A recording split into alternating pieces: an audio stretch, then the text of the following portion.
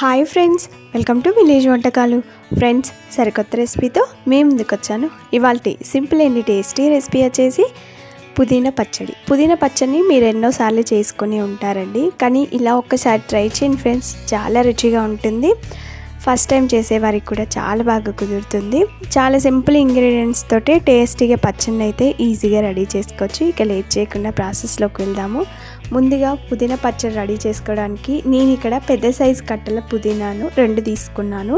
పుదీనా కాడల నుండి ఆకుల్ని తుంచిన తర్వాత ఇలా బాణీలోకి తీసుకున్నాను. చూడండి ఫ్రెండ్స్, పుదీనా ఎంత ఫ్రెష్గా ఉందో. నాకు 2 పెద్ద సైజు కట్టల పుదీనాకి ఇన్ని ఆకులు అయితే వచ్చాయి. ఈ పుదీనాని శుభ్రంగా కడిగి ఒక స్ట్రైనర్లో వేసి వాటర్ లేకుండా వడగట్టుకోవాలి.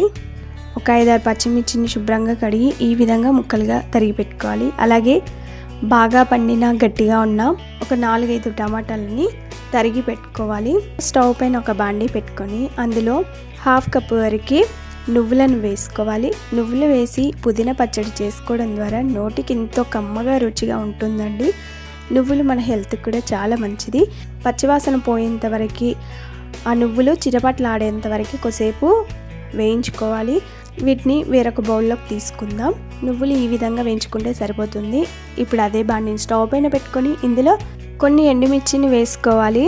ఒక 7-8 ఎండుమిర్చి, అలాగే 5-6 పచ్చిమిర్చి అండి. కారానికి సరిపడా వేసుకోవాలి. నేను వేసుకున్న ఎండుమిర్చి పచ్చిమిర్చి కారం అయితే ఇక్కడ కరెక్ట్గా సరిపోయింది.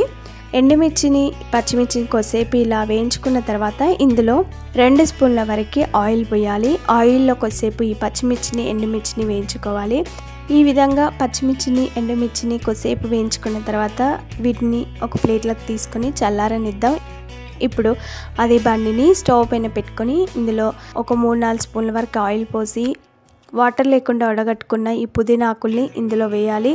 ఈ పుదీనా ఆయిల్లో కొద్దిసేపు వేయించుకోవాలి.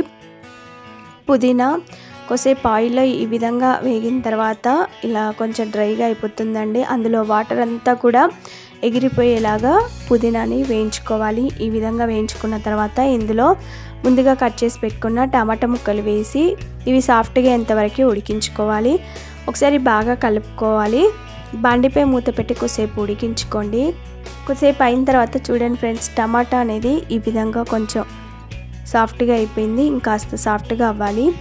ఇలా కొంచెం సాఫ్ట్గా అయిన తర్వాత ఇందులోనే చిన్న నిమ్మకాయ సైజ్ అంతా చింతపండుని కూడా వేసుకొని టమాటా ముక్కలతో చింతపండు కూడా పచ్చివాసన పోయేంత వరకు ఉడుకుతుందండి. కాబట్టి ఈ స్టేజ్లో ఉన్నప్పుడు చింతపండు యాడ్ చేసుకొని ఒకసారి బాగా కలుపుకొని మరలా బాండిపై మూత పెట్టి టమాటా ఇంకాస్త సాఫ్ట్గా ఎంతవరకు ఉడికించుకోవాలి. చూడండి ఫ్రెండ్స్, ఇక్కడ టమాటా ఉడికిపోయింది. ఈ విధంగా ఉడికితే సరిపోతుందండి, మరీ మెత్తగా కూడా అవసరం ఉండదు. ఇప్పుడు ఒక మిక్సీ జార్ తీసుకొని ముందుగా వేయించిన నువ్వులను వేసుకొని ఒకసారి మిక్సీ పట్టుకోండి.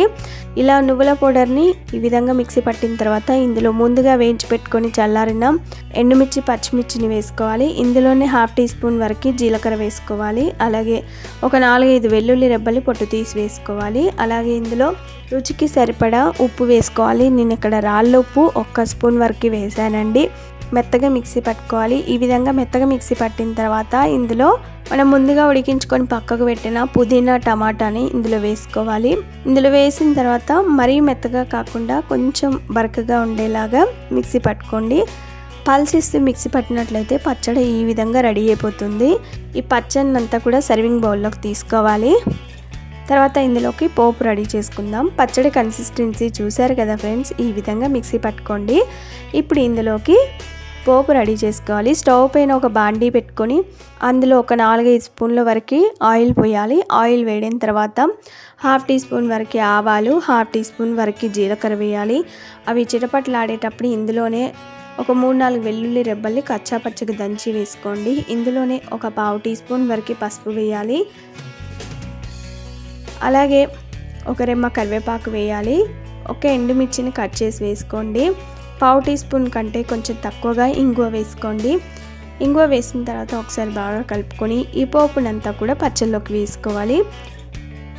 పోపునంతా కూడా పచ్చళ్ళలోకి వేసిన తర్వాత ఈ పోపు అంతా కూడా పచ్చడితో కలిసేలాగా ఒకసారి బాగా కలుపుకోవాలి. చూడండి ఫ్రెండ్స్, గుమగుమల వాసన వస్తూ పచ్చడి అయితే రెడీ అయిపోయింది. ఇందులో ఈసారి నువ్వులు వేసి చేయండి ఫ్రెండ్స్, రుచి అయితే ఎప్పటికీ మర్చిపోరు. పుదీనా తెచ్చిన ప్రతిసారి కూడా ఇలాగే చేసుకుంటారు. ఈ పోపంతా కూడా పచ్చడితో కలిసేలాగా బాగా కలుపుకొని సర్వ్ చేసుకుంటే అంతేనండి. చూడ్డానికి ఎంతో కలర్ఫుల్గా, టేస్టీగా, నోటికి ఎంతో కమ్మగా రుచిగా ఉండే పుదీనా పచ్చడి అయితే రెడీ అయిపోయింది. ఇది చపాతీలోకి, ఇడ్లీలోకి, దోశలోకి, అన్నంలోకి అయితే అద్రిపోతుందండి. చాలా రుచిగా ఉంటుంది. చేసుకోవడం కూడా చాలా సింపుల్. ఈ సింపుల్ అండ్ టేస్టీ పచ్చడి రెసిపీ మీకు నచ్చిందా ఫ్రెండ్స్? ఆలస్యం చేయకుండా ఒక లైక్ చేయండి. ఫ్రెండ్స్కి కానీ రిలేటివ్స్ కానీ షేర్ చేయండి. మీరు ఈ పచ్చడి రెసిపీని తప్పక ట్రై చేసి మీకు ఎలా వచ్చింది, టేస్ట్ ఎలా ఉందనేది కామెంట్ చేయండి. Thanks for watching. Bye bye.